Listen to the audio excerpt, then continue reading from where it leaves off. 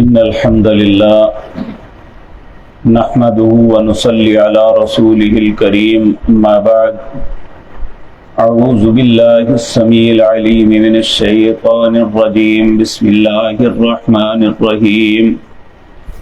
إلا الذين تابوا من بعد ذلك وأصلحوا فإن الله غفور رحيم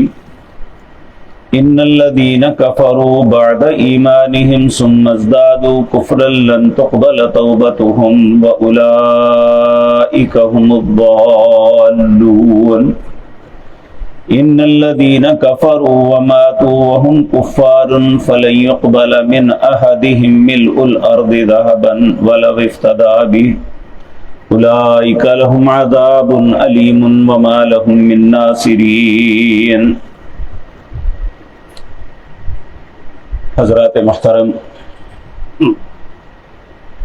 گزشتہ آیات میں ہم یہ بات پڑھائے ہیں کہ جو اللہ رب العزت کو رب اور پیارے نبی جناب محمد الرسول اللہ صلی اللہ علیہ وسلم کو رسول ماننے کے بعد بھٹک جاتا ہے، پھر بھی حق بات کو قبول کرنے کے بعد مرتد ہو جاتا ہے یا اللہ اور اس کے رسول کے راستے کو چھوڑ دیتا ہے، اس کا بڑا سخت عذاب فرمایا اولئک جزاؤہم ان علیہم لعنت اللہ والملائکۃ والناس اجمعین. اس پہ اللہ کی لعنت ہے، اس پہ فرشتوں کی لعنت ہے اور تمام مخلوق کی اس پہ لعنت ہے. خالدین فیہا لا یخفف عنہم العذاب، اس میں ہمیشہ رہیں گے عذاب کے اندر، عذاب کبھی بھی ہلکا نہیں کیا جائے گا اور نہ ان کی مدد کی جائے گی. یہ تو اللہ کا قاعدہ اور قانون ہے، لیکن اللہ اپنے بندوں پہ بڑا ہی رحیم و کریم ہے. وہ انسان کو پوری زندگی موقع دیتا ہے کہ کسی بھی وقت یہ تائب ہو جائے، لوٹ آئے، واپس پلٹ آئے. گناہ کتنے ہی کیوں نہ ہو. سورۃ زمر کے اندر ہم نے یہ بات پڑھی ہوئی ہے، اللہ اپنے بندوں کو مخاطب ہو کے کہتے ہیں یا عبادی الذین اسرفوا علی انفسہم لا تقنطوا من رحمت اللہ. اے میرے بندو، جتنی مرضی زیادتیاں کر بیٹھے ہو، اللہ کی رحمت سے نا امید نہ ہونا. اللہ سارے گناہ معاف کر دے گا، توبہ کر کے تو دیکھو. لیکن یہ ہر انسان کو بات یاد رکھ لینی چاہیے کہ توبہ دن رات جب بھی کرے اللہ قبول کرتے ہیں، لیکن توبہ ایک وقت تک ہے.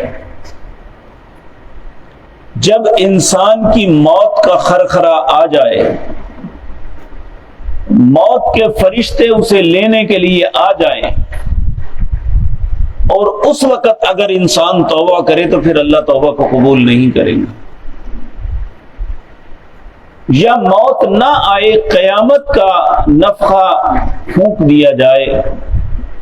اس وقت بھی توبہ کا دروازہ بند ہو جائے گا، پھر توبہ قبول نہیں ہوگی. اس لیے اللہ سے ہمیشہ دعا کرنی چاہیے، اللہم انی اسألک توبۃ نصوحا قبل الموت. اے اللہ، موت سے پہلے سچی توبہ کی توفیق بخش دینا. اب ان آیات میں اللہ اپنے سخت عذاب کی وعید سنانے کے بعد فرماتے ہیں الا الذین تابوا من بعد ذلک. جو یہ ساری غلطیاں کرنے کے باوجود توبہ کر لیتا ہے، وَأَصْلَحُوا، اور اپنی اصلاح کر لیتا ہے، فَإِنَّ اللَّهَ غَفُورٌ رَحِيمٌ، بے شک اللہ بڑا ہی بخشنے والا مہربان. اس لیے یہ بات یاد رکھے، توبہ کے معاملے میں اللہ اتنا خوش ہوتے ہیں بندے پہ. سورۃ فرقان کے اندر اللہ فرماتے ہیں الا من تاب وآمن وعمل عملا صالحا. 3 باتیں کہی. جو شخص توبہ کر لیتا ہے، الا من تاب، توبہ کر لیتا ہے، وآمن، اور صحیح ایماندار بن جاتا ہے، یعنی اللہ کی ہر بات کو ماننا شروع کر دیتا ہے، وعمل صالحا، اور نیک عمل شروع کر دیتا ہے، فاولئک یبدل اللہ سیئاتہم حسنات، زندگی میں پہلے جو غلطیاں بھی کی تھی اللہ اسے بھی نیکیوں میں بدل دیتا ہے۔ ومن تاب وعمل صالحا فانه يتوب الى الله متابا، جو توبہ کر کے نیک عمل شروع کر دیتا ہے اللہ اس کی توبہ قبول بھی کرتا ہے، اس کی طرف رجوع بھی کرتا ہے۔ تو یاد رکھیں توبہ ایسی چیز ہے جو اللہ کو بڑی محبوب ہے۔ انسان اور کسی بات اپنی حاجتوں کے لیے دعائیں مانگے، اللہ قبول کرے یا نہ کرے اس کی مرضی ہے، لیکن توبہ ایک ایسی چیز ہے اگر سچے دل سے انسان کرے تو اللہ کبھی رد نہیں کرتے، اللہ اس کی توبہ کو قبول کر لیتے ہیں۔ آپ دیکھیں ہم وضو کرتے ہیں، اس کے بعد شہادتین، اللہ کی وحدانیت کی شہادت اور رسول اللہ کی رسالت کی شہادت کا اقرار کرتے ہیں، اور اس کے بعد جو شخص یہ دعا پڑھتا ہے اللہم اجعلنی من التوابین واجعلنی من المتطہرین، اللہ مجھے توبہ کرنے والا بنا اور مجھے پاک رہنے والا بنا۔ نبی کریم صلی اللہ علیہ وسلم نے فرمایا جو اپنے ہر وضو کے بعد یہ دعا پڑھتا ہے اشہد اللہ الہ الا اللہ وحدہ لا شریک لہ واشہد ان محمدا عبدہ ورسولہ اللہم اجعلنی من التوابین واجعلنی من المتطہرین، جنت کے 8 دروازے اس کے لیے کھول دیے جائیں گے جس میں چاہے داخل ہو جائے۔ تو اللہ رب العزت انہی کے متعلق کہتا ہے ان اللہ یحب التوابین، جو توبہ کرنے والے ہیں اللہ ان سے محبت کرتا ہے، جو توبہ نہیں کرتے وہ اللہ کی نفرت کا مستحق ہے، العیاذ باللہ۔ ان اللہ یحب التوابین، اللہ توبہ کرنے والوں سے محبت کرتا ہے، اللہ ہمیں بھی توبہ کرنے والا بنا دے، کیونکہ یہ بندے کو کبھی نہیں سمجھنا چاہیے کہ میں نے کیا کیا ہے۔ انسان دانستہ یا نادانستہ اس سے غلطیاں ہوتی رہتی ہیں۔ نبی کریم صلی اللہ علیہ وسلم نے ارشاد فرمایا کل بنی آدم خطاء، آدم کی ساری اولاد خطا کار ہے، وخیر الخطائین توابون، اچھا خطا کار وہ ہے جو اپنی خطا پہ نادم ہو کے توبہ کر لیتا ہے۔ تو یہاں اللہ رب العزت فرما رہے ہیں الا الذین تابوا من بعد ذلک واصلحوا، بے شک وہ لوگ جو تائب ہو جاتے ہیں، توبہ کر لیتے ہیں، من بعد ذلک، اپنی غلطیوں کے بعد، واصلحوا، اور اپنی اصلاح کر لیتے ہیں، تو فإن اللہ غفور الرحیم، بے شک اللہ بخشنے والے مہربان ہے۔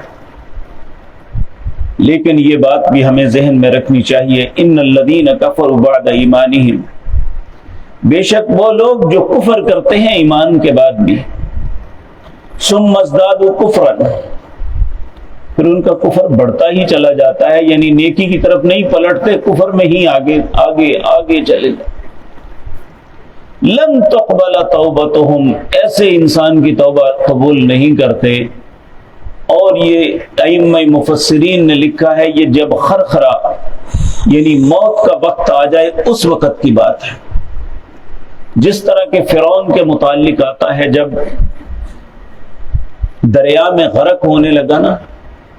اس وقت اس نے کلمہ پڑھا تھا، کہنے لگا لا الہ الا الذی آمنت بہ بنو اسرائیل وانا من المسلمین، لیکن اس وقت توبہ کا وقت ختم ہو چکا تھا۔ اگر یہ پہلے یہ کلمات کہہ دیتا تو اللہ ممکن ہے معاف کر دیتا، بے شک اس نے کتنی ہی ظلم خطائیں کی، لیکن ان الذین کفروا بعد ایمانہم ثم ازدادوا کفرا،